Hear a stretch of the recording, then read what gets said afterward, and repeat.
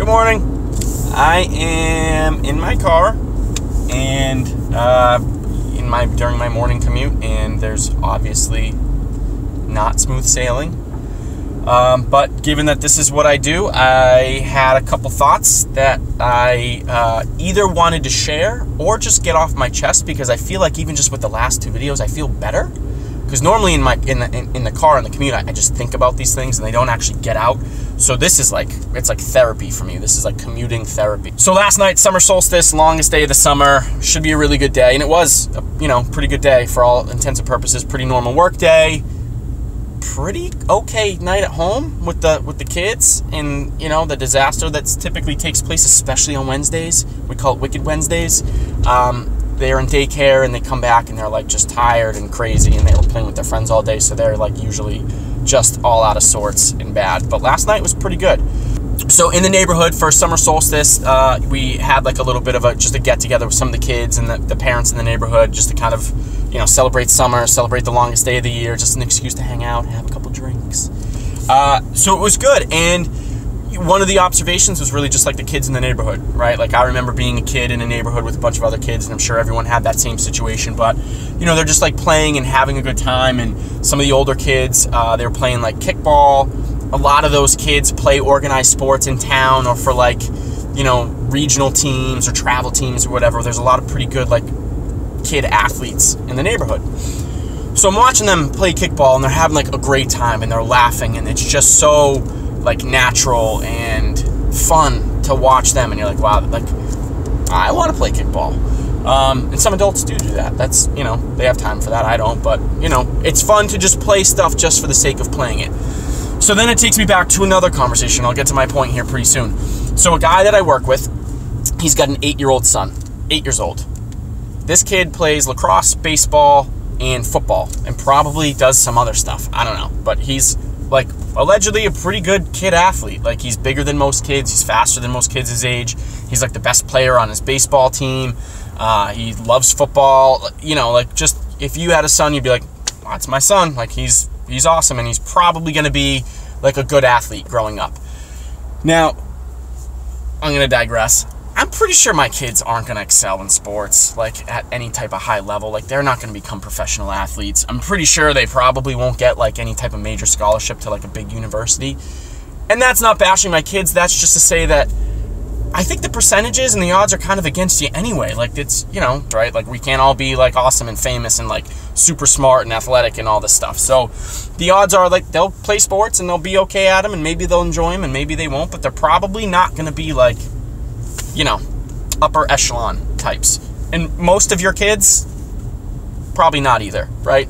So they're probably going to like sports. You're going to want them to like sports. They're going to play sports. They're going to do sports, but like there's going to be other kids that they play with that are better, and that's probably always going to be the case. So really, back to like the original thing, obviously we all hear stories of like coaches and parents that take shit way too far with their kids in sports and like other activities and like academics or whatever it is, but sports specifically for this conversation, that'll be kind of the the topic.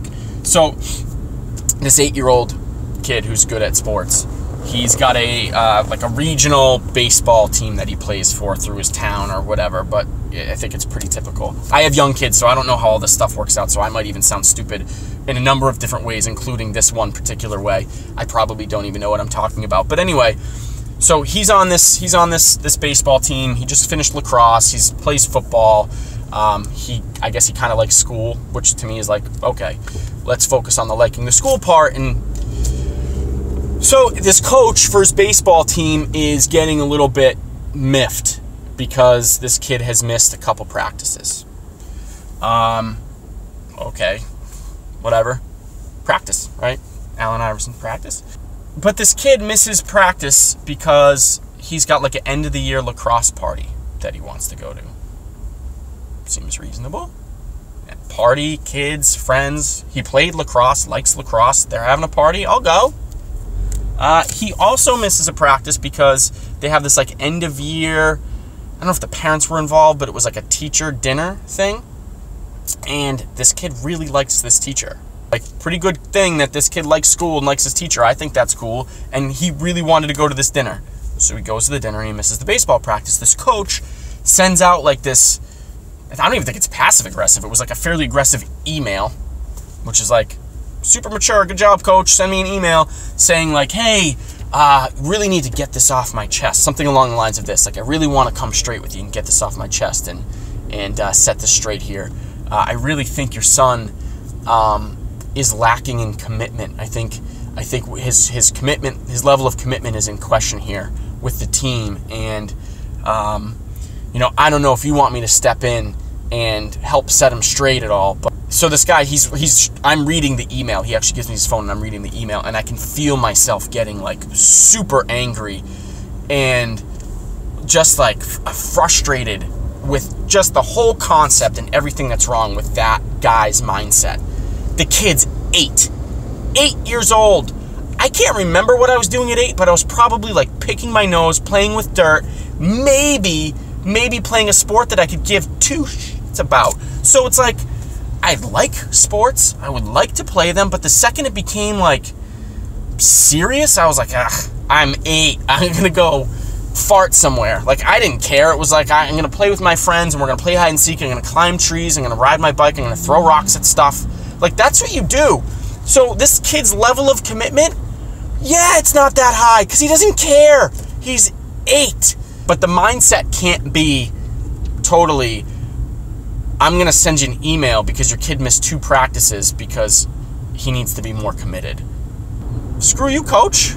Next time you have a problem with his level of commitment, walk up to me after a game and say, hey, listen, I'd really like it if your kid was at more practices. Like, maybe use some tact, but don't be a complete a-hole and make it about the kid's level of commitment at 8 years old, because I'm pretty sure he's committed to probably some other things that aren't in line with your priorities. There's way too many different angles for this, right? There's a lot of things that I appreciate about coaches and about athletics and about taking them seriously at a young age and pushing them to do things, because if you don't, they won't excel and they won't make it to that top level of, athletics in high school or college or get scholarships or even be a professional athlete. You've got to start young and they have to be committed and they have to be pushed, but they also have to have their own drive and their own want and their own need. And personally, my kids are going to be the one driving the bus, so to speak there. If they want to do something, I'll let them do it. I'll try to convince them to try a lot of stuff, and I'll help them and try to get them to be more committed and to take it more seriously.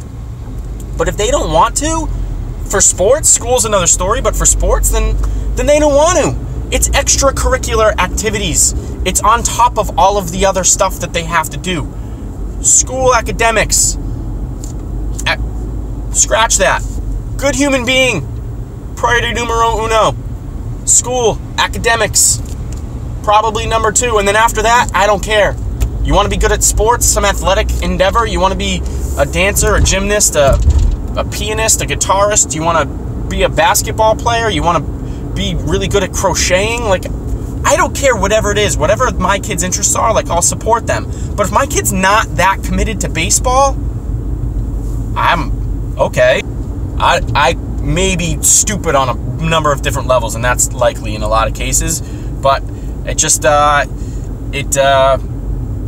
it caught me the wrong way when I read that email, and I thought about my own kids and my own reactions, and I overreact. And I'm a little high strung, I would probably overreact in that situation with the coach, and that would be my initial just gut instinct, would be just to lash out and tell the guy to go screw himself. So I don't know how you'd react. I don't know how you guys feel about the level of commitment of your kids playing sports and the interaction with the coaches and them stepping in and handling it for you if they feel like the kid could be more committed. So yeah, that's it. Thanks for your time. I am not going to be to work anytime soon because I'm going slow. I'm going real slow. 10, 11 miles an hour, something like that. So I'll catch you in the next traffic jam. Have a good one.